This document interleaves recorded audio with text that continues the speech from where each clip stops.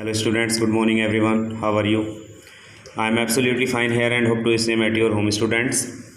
We were talking about the ionic compounds. अब ionic compounds आपने किस तरह के पढ़े थे? ionic compounds देखिए मैं आपको बता देना चाहता हूँ, आपने NaCl को पढ़ा है, आपने KCl को पढ़ा है, इन सब का बनना आपने पढ़ा है, ठीक है ना। आपने NaOH को भी पढ़ा है, मतलब इनके किस तरह से इनको बनाया जाता है। देखिए ये इनको बनाने में आयनिक बॉन्ड्स हेल्प करते हैं, आयनिक बॉन्ड्स बनते हैं इनके बनने में। तो क्योंकि जब ये आयनिक बॉन्ड से मिलकर बने हैं, because of these are made by ionic bonds, so we will talking about the ionic compounds, यानी कि ऐसे कंपाउंड जो आयनिक बॉन्ड से मिलकर बने होते हैं, आयनिक कंपाउंड होते हैं। अब बात करेंगे आयनिक कंपाउंड, आपके सामने दिख रहे हैं आयनिक कंपाउंड ही हैं ये। अगर हम बात करते हैं नंबर 1 प्रॉपर्टी की, that is physical state, that is physical state. तो आयनिक कंपाउंड्स की फिजिकल स्टेट रियल में होती क्या है? देखिए आयनिक कंपाउंड्स मोस्टली जो हैं आपके, mostly ionic compounds are found in solid state. Okay, mostly ionic compounds are found in solid state, solid state में पाए जाते हैं। ये तो हो गई आपकी फिजिकल स्टेट। अब हम आगे बढ़ते हैं नंबर 2 पर, हम चलते हैं लेकर के आपको इनकी सोल्यूबिलिटी पर। सोल्यूबिलिटी का मतलब क्या है? सोल्यूबिलिटी का the minimum amount of the maximum amount of a substance that can be dissolve 1 litre of water, you can say that is solubility. अब सोल्यूबिलिटी की इनकी क्या इफेक्ट पड़ता है? देखिए सोल्यूट, ये जो आपके आयनिक कंपाउंड्स हैं, these are soluble in water, ये वाटर में पूरी तरह सोल्यूबल होते हैं। क्यों? वाटर क्या है? वाटर को अगर आप देखें तो वाटर है क्या? H2O, H के ऊपर डेल्टा पॉजिटिव चार्ज है और O के ऊपर डेल्टा निगेटिव चार्ज है। तो ये है आपका वाटर, मतलब ये पोलर कंपोनेंट है, ये पोलर कंपाउंड है। और पोलर कंपाउंड को जब आप किसी आयनिक कंपाउंड से मैच कराओगे, ठीक है, पूरी तरह से जिनके ऊपर आयन है, तो ये आराम से एक दूसरे में सोल्यूबल हो जाएंगे। ये बात अपने दिमाग में रखना आप, क्योंकि वाटर एक पोलर है और ये जो कंपाउंड है सबके सब आयनिक है, मतलब इनके पास में अपोजिटली आयन है। तो ये सोल्यूबिलिटी इनकी बहुत तेज़ी से, आपने देखा एग्जाम्पल के तौर पर अपने घर पर जो हमारा साल्ट होता है वो वाटर में एकदम ही डिजोल्व हो जाता है, ठीक है। अब हम आगे बढ़ते हैं नंबर 3, इनका मेल्टिंग पॉइंट और बॉइलिंग पॉइंट। तो मेल्टिंग और बॉइलिंग पॉइंट की अगर हम बात करें तो इनका जो मेल्टिंग और बॉइलिंग पॉइंट होता है ना माय डियर स्टूडेंट्स, वो हाई होता है।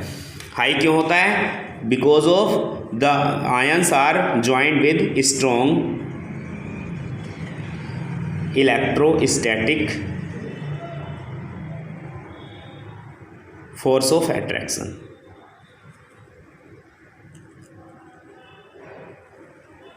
क्यों होते हैं ये? इनका मेल्टिंग और बॉइलिंग पॉइंट हाई इसलिए होता है क्योंकि strong electrostatic force of attraction is doing work between the atoms of the molecule. Molecule के एटम के बीच में जो फोर्स ऑफ अट्रैक्शन है ना, वो बहुत ही स्ट्रॉन्ग है, स्ट्रॉन्ग इलेक्ट्रोस्टैटिक फोर्स है। इस वजह से इनके मेल्टिंग पॉइंट और बॉइलिंग पॉइंट इनके हाई होते हैं। आगे बढ़ते हैं, कंडक्टिविटी। देखिए अगर आयनिक कंपाउंड्स अगर आपके सॉलिड स्टेट में हैं, ध्यान से समझिएगा, अगर आयनिक आपके जो आयनिक कंपाउंड्स हैं वो सॉलिड स्टेट में हैं तो उनके पास में कोई आयन तो इस समय है नहीं, सॉलिड स्टेट में है तो कोई आयन नहीं है, इसलिए वो सॉलिड स्टेट में होते हैं my dear bad conductor, bad conductor of electricity. और अगर हम बात करते हैं सॉलिड को, आपने सोडियम क्लोराइड को आप मोल्ट कर लीजिए, मेल्ट कर दीजिए, यानी कि अगर वो मोल्टन स्टेट में है, अगर वो पिघली हुई अवस्था में है, तो इन सच ए सिचुएशन, अगर वो पिघली हुई अवस्था में है तो these are the good conductor of electricity. ये इनकी कंडक्टिविटी आ गई। अगर सॉलिड स्टेट में है तो बैड कंडक्टर है और अगर मोल्टन स्टेट में है तो गुड कंडक्टर है। ये बात अपने दिमाग में अच्छे से रखना आप लोग, ओके। आगे हम चलते हैं इनके नेचर के बारे में, इनका नेचर क्या है, ठीक है।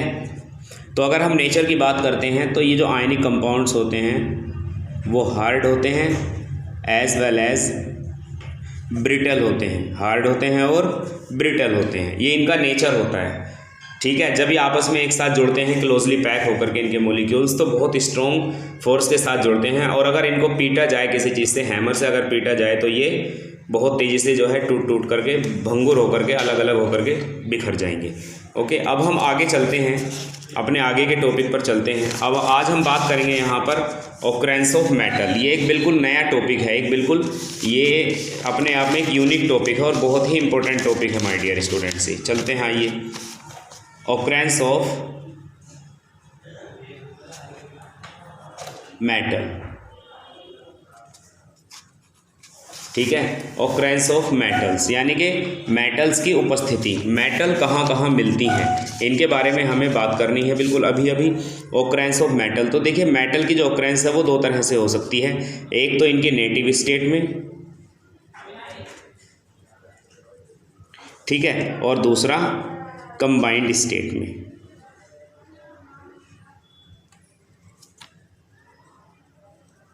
ठीक है, एक है आपकी कंबाइंड स्टेट, दूसरी है आपकी नेटिव स्टेट। तो नेटिव स्टेट क्या है? When the metals, try to understand, when the metals are present, जब मेटल प्रेजेंट होती हैं, when the metals are present in free state, जब मेटल फ्री स्टेट में होती हैं, that state of matter is called native state of these metals.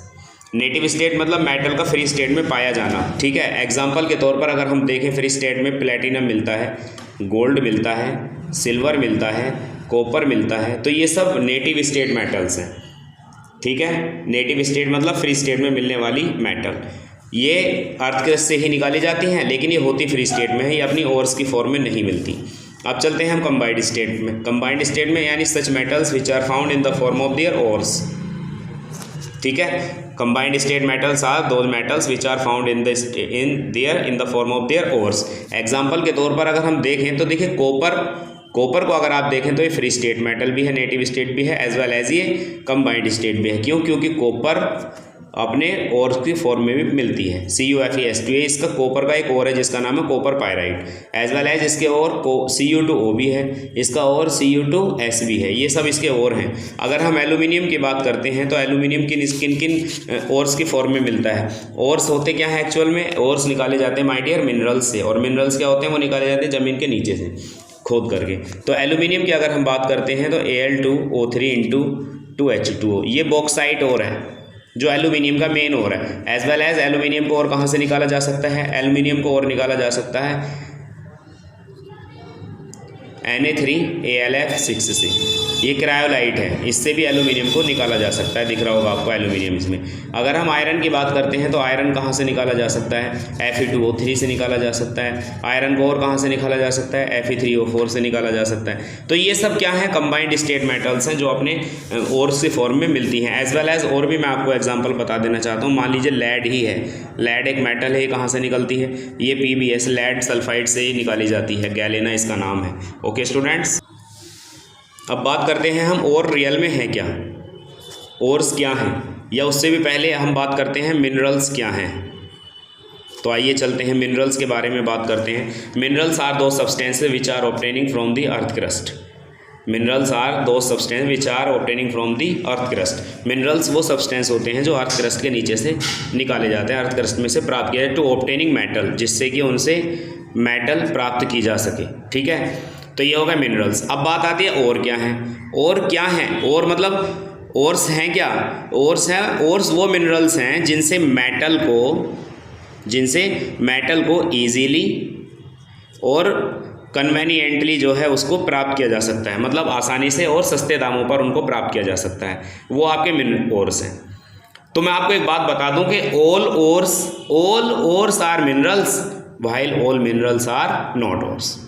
सारे जितने भी ओर्स हैं वो सब मिनरल्स हैं, लेकिन सभी मिनरल्स ओर्स नहीं हैं, ये बात आप ध्यान रखना, ठीक है। All ores are minerals but all minerals are not ores. तो ओर्स और मिनरल्स ये आप अच्छे से ध्यान रखना, मैं आपको बता चुका हूँ। अगली क्लास में हम पढ़ेंगे extraction of metal. Okay students, thank you and have a nice day. Good morning everyone.